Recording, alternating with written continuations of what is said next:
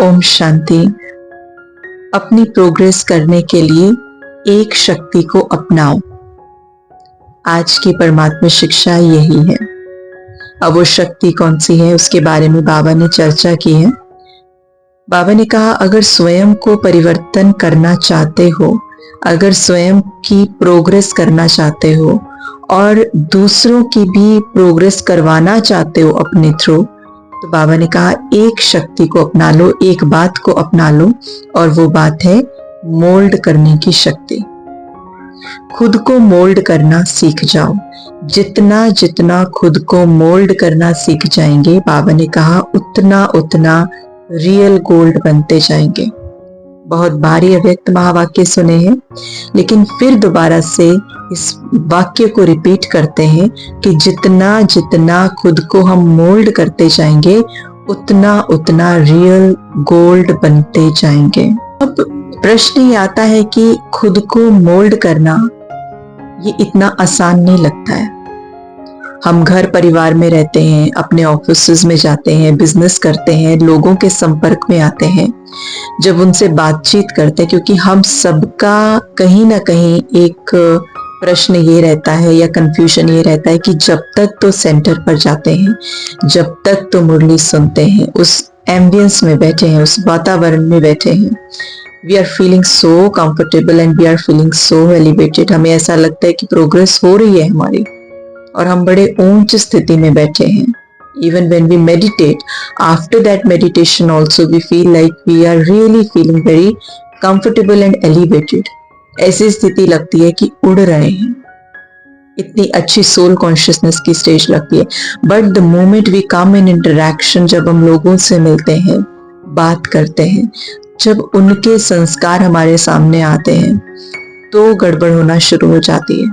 And then we question ourselves and sometimes बाबा और कभी कभी मुरली को क्वेश्चन कर देते हैं कि मोल्ड करना खुद को इज वेरी डिफिकल्ट। कैसे मोल्ड कर लें? ये ऐसा ऐसा बोलते हैं, ऐसा ऐसा करते हैं, सिचुएशन में कैसे ज्ञान को अप्लाई कर लें? तो ये प्रश्न, ये कंफ्यूजन्स पैदा हो जाते हैं।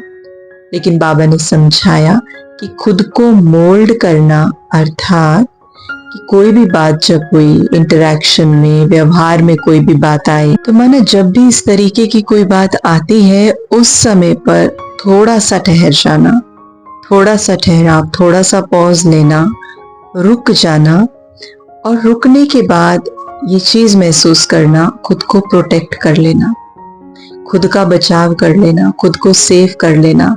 मतलब जो भी बात हो रही है उसका प्रभाव मुझ पर नहीं आए। लेकिन यूजुअली क्या होता है, उन बातों का प्रभाव मुझ पर आ जाता है।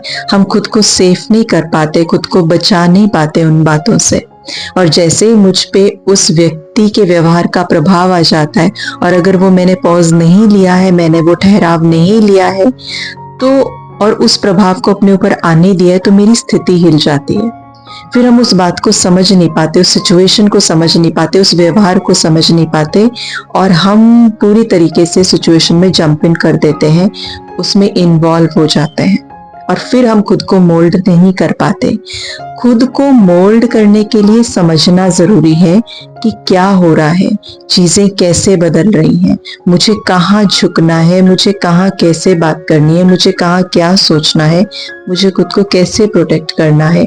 जो भी जितने भी एस्पेक्ट्स होते हैं मोल्ड होने के लिए, उसमें एक समझ की जरूरत है, ज्ञान युक्त स्थिति की जरूरत है। अगर हम बिल्कुल नॉर्मली, बिल्कुल जिसे कहते हैं ना फ्लो में अपने डेली रूटीन की तरह ही काम करते जाएंगे, तो हमें वो मौका नहीं मिलेगा कि हम पॉज करें। इसलिए ना तो खुद की प्रोग्रेस होगी, ना दूसरे व्यक्ति की प्रोग्रेस में हम कोई अपना हमारा हाथ रहेगा, क्योंकि खुद की ही प्रोग्रेस जो है वो विश्व की सेवा है। जब हम खुद बदलते हैं तो विश्व हमें देख के बदलता है। लेकिन अगर खुद ही मोल्ड नहीं होंगे तो दूसरा भी रिजिडिटी को ही अपनाएगा। जितना हम रिजिड होंगे उतना ही वो रिजिड होंगे। इसलिए धीरे धीरे खुद के व्यक्तित्व को मोल्ड करना। तभी बाबा ने कहा जितना मोल्ड करेंगे उतना रियल गोल्ड बनेंगे, खुद की प्रगति भी होगी, प्रोग्रेस होगी और दूसरे की भी होगी। ओम शांति।